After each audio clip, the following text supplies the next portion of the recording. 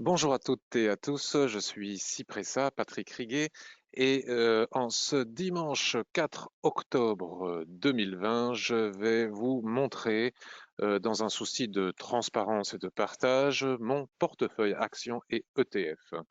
Jusqu'à présent, en cliquant sur l'onglet Forum que vous avez ici devant vous sur mon site ishimokukinkoyo.info, dans la rubrique Journaux de trading, journal de Cypressa, il y a toujours d'ailleurs, sauf qu'il n'a pas été mis à jour, mon journal sous forme de fichier Excel où à chaque fois que je rentrais ou je sortais un titre, je l'indiquais.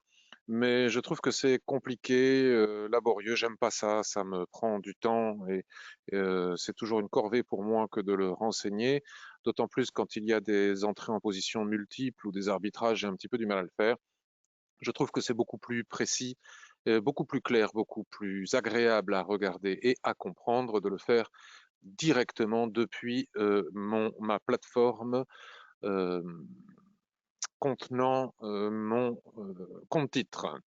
Donc n'oubliez pas de tenir compte des risques que comporte le trading et l'investissement, que ce soit sur actions, devises, CFD, futures, etc. Donc là aujourd'hui je vais vous parler des actions et des ETF. Je vous laisse quelques instants regarder l'avertissement sur les risques. En même temps, je vous présente la nouvelle version de mon site Ishimoku Kinkoyo. Vous avez la possibilité de cliquer sur tous ces boutons pour aller lire plein de choses sur l'Ishimoku. Et on passe au portefeuille. Alors, nous voici sur le titre Air Liquide. Donc, je voudrais d'abord vous montrer que j'ai arbitré, que je suis sorti de Veolia. Alors, Veolia, où est-ce que l'on voit le point d'entrée? Je ne sais pas où est-ce que l'on voit le point d'entrée. Où est-ce qu'il est ce point d'entrée? Je suis rentré, le voilà. Tac, ici. Je suis rentré sur Veolia au mois de juillet. Le titre fait du yo-yo, ne bouge pas. J'en ai un petit peu assez du feuilleton Suez. Je ne sais pas sur quoi ça va déboucher. Je trouve que c'est un peu casino que de rester en position, même s'il y a de grandes chances pour que finalement ça profite au titre et que ça reparte à la hausse. J'ai décidé de sortir. Donc j'ai perdu sur ce titre, enfin en tout cas je n'ai pas perdu sur ce titre, mais le titre a baissé entre mon point d'entrée et mon point de sortie de 1,23%. J'ai aussi arbitré en sortant d'Edenred. Je vais vous montrer ça. Alors j'étais rentré ici et je suis sorti ici. Alors, Edenred, tout le monde croyait que j'étais un peu foufou quand je suis rentré en position au mois d'avril, me semble-t-il, sur ce titre, et où j'indiquais que, selon moi, si ça s'améliorait sur le terrain de la Covid-19, qu'on appelait le Covid, voire même le coronavirus à cette époque-là, je pensais que les gens réachèteraient de nouveau des titres et tickets restaurants et autres titres de ce genre, et que le titre repartirait sur sa tendance de fond extrêmement haussière depuis maintenant de très nombreuses années. Toute la baisse Covid est ici. Le titre, les prix ont cassé le niveau de 50% et maintenant retrace au-delà du niveau de 50% qui avait été repris, ce qui est très mauvais signe.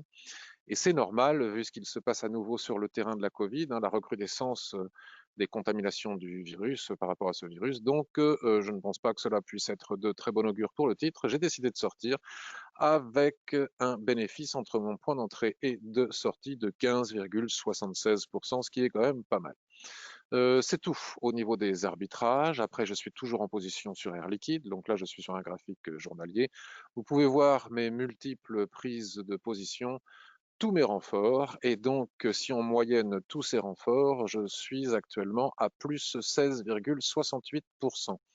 Les énergies renouvelables, Albioma, 39,5% avec un renfort ici sur la Kijunsen qui s'entrelace avec la droite de tendance, comme vous savez que j'aime procéder en suivi de tendance. Alstom qui souffre un petit peu en ce moment, plus 12% avec plusieurs entrées, vous voyez. Danone, c'est en rouge. Danone, je perds actuellement, enfin le titre perd entre mon point d'entrée et le prix actuel 4,76%. 4,76%. Néanmoins, je continue de penser, vous voyez, j'ai plusieurs entrées, hein, j'avais renforcé, je continue de penser que c'est un bon niveau de prix pour entrer sur Danone qui, selon moi, et cela n'engage que moi puisque je ne partage pas de signaux et je ne donne pas de conseils en investissement, un titre qui finira par rebondir et donner satisfaction. J'en profite pour vous rappeler que ce portefeuille est un portefeuille de long terme et non pas de swing trading. Carbios, donc il n'y a jamais eu de renfort depuis mon point d'entrée sur Carbios, donc il est normal euh, qu'il n'y ait pas de Moyen Âge et donc c'est la raison pour laquelle on constate que le titre entre mon point d'entrée et actuellement, les prix sont à plus 127,34%. Je ne suis pas mécontent de mon entrée sur Carbios Française des Jeux avec un plus 42,54%, Kering plus 34,58%, Corian bien dans le rouge avec actuellement moins 11,41%. Alors évidemment, la Covid-29, 19, pardon, 29 sera peut-être la prochaine, ne favorise pas la progression haussière du titre, hein, bien au contraire.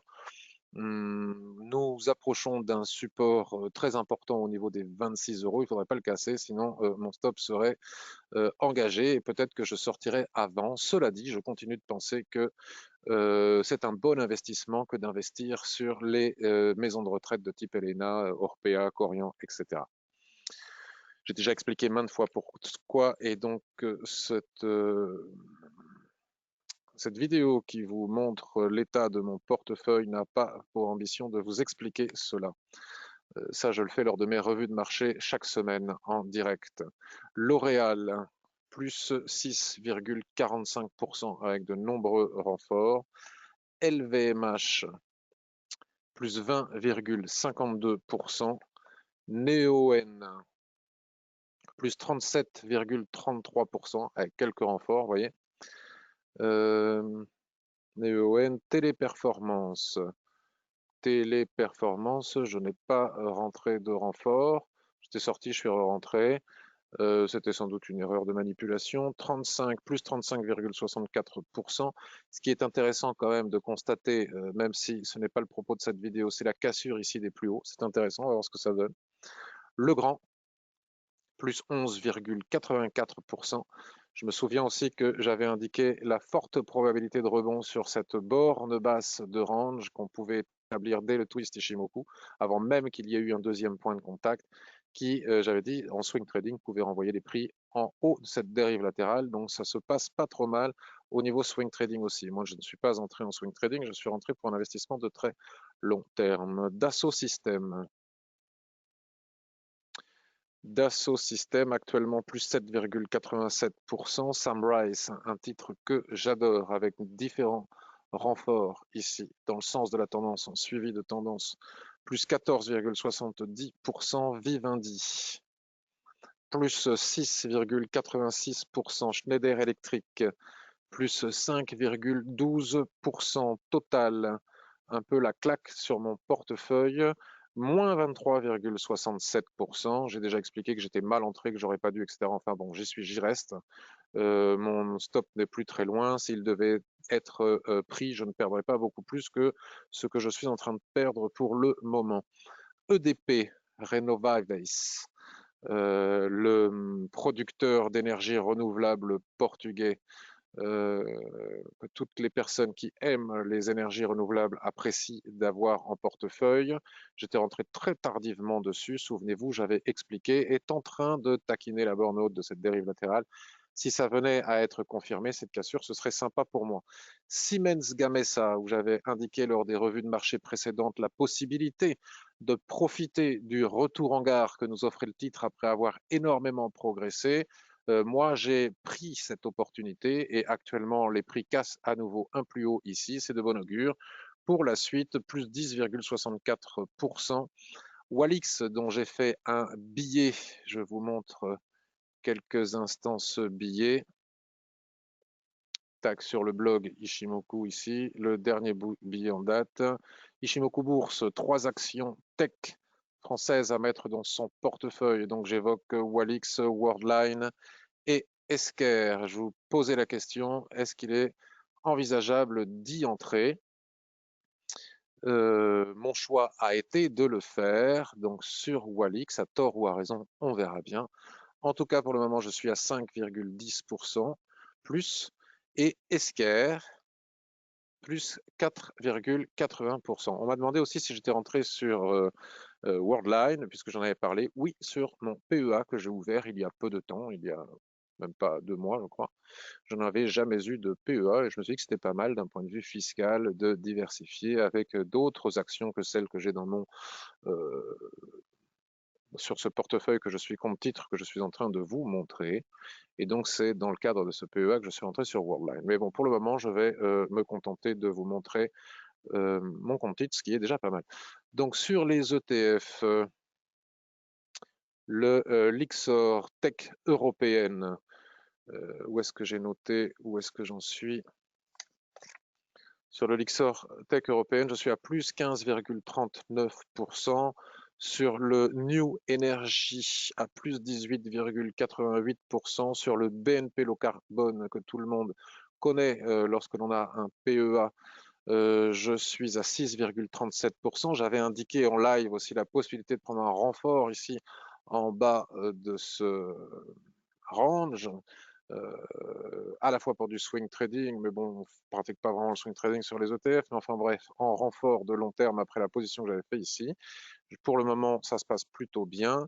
Alors, le Amundi MSCI World SRI, je suis à plus 4,39% et le PEA SP500 d'Amundi, éligible au PEA, je vous l'avais déjà montré, hein, j'étais rentré très bas, j'ai pris toute la hausse Covid et j'avais sorti un maximum de bénéfices, hein, j'en ai sorti plein de fois, je suis sorti, et le peu qui me reste, je suis à plus 9,42%. Donc voilà, en toute transparence, où j'en suis sur ce portefeuille compte titre chez mon broker Interactive Broker via Pro Realtime. Je vous souhaite une excellente soirée, une excellente journée, une excellente semaine et à bientôt.